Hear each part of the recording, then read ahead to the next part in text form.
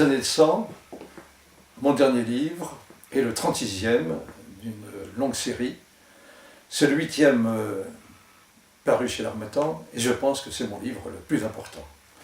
Je suis un écrivain combattant, entendez par là que j'ai fait la guerre d'Algérie, et que donc je me trouve assez régulièrement devant des monuments aux morts pour rendre hommage à mes camarades disparus, et bien entendu aux poilus martyrisés dans la Grande Guerre. J'ai conçu ce livre comme un passage de relais, un passage de témoin, puisque je fais partie d'une de ces dernières générations qui ont été élevées au milieu des survivants de la Grande Guerre. Lorsque j'étais enfant, on nous mettait, nous enfants des écoles, bien en rang derrière les drapeaux, et c'était une troupe, véritable cour de miracles, qui se déplaçait.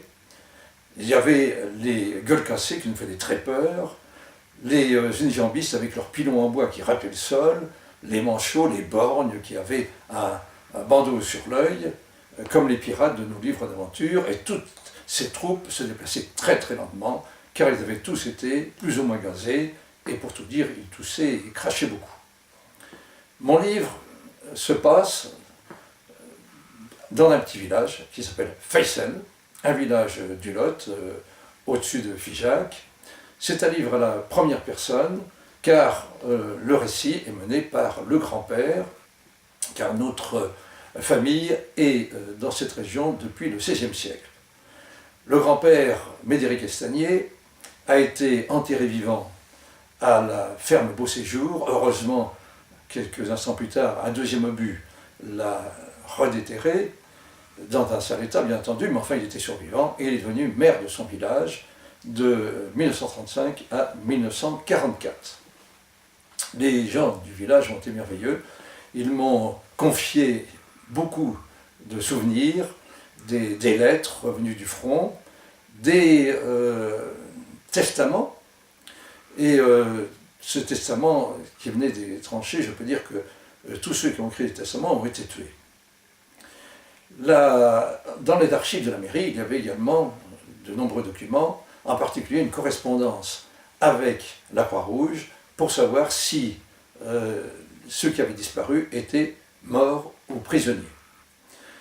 La présence de ces poilus dans 48 régiments différents fait que j'ai pu raconter toute la bataille, les principales batailles de cette grande guerre, depuis Verdun, le Chemin des Dames, le ferme Beauséjour, la Somme, etc., etc. C'est un livre qui raconte au jour le jour la vie de ce village, avec ses angoisses, avec ses espérances aussi, souvent déçues malheureusement, avec ces jeunes veuves, avec des jeunes enfants qu'elles étaient bien incapables de nourrir, car elles ne pouvaient pas cultiver leur terre. Le cheval d'ailleurs avait été réquisitionné. C'est donc un livre qui parle bien sûr des combats, mais qui parle également beaucoup de tendresse vis-à-vis de tout ce village plongé dans le malheur. Et puis après, bien sûr, il y a eu la fin de la guerre et des empoignades épouvantables dans toute la France pour savoir quel type de monument allait être choisi. Il y avait ceux qui voulaient absolument une croix et ceux qui voulaient un monument totalement laïque. D'où des bagarres interminables qui se traduisaient parfois, citons par exemple Morlaix, par un grand monument dans la ville et un autre grand monument au cimetière. Tout ça se terminait d'ailleurs par des monuments de série, puisque les villages étaient trop pauvres pour avoir un monument original. Alors, ce livre, j'espère qu'il fera bien comprendre à quel point la guerre de 14 a été une rupture de civilisation, une rupture complète aussi dans nos villages, et puis, modestement, j'aimerais qu'il aide à faire notre deuil. Je vous remercie de m'avoir écouté.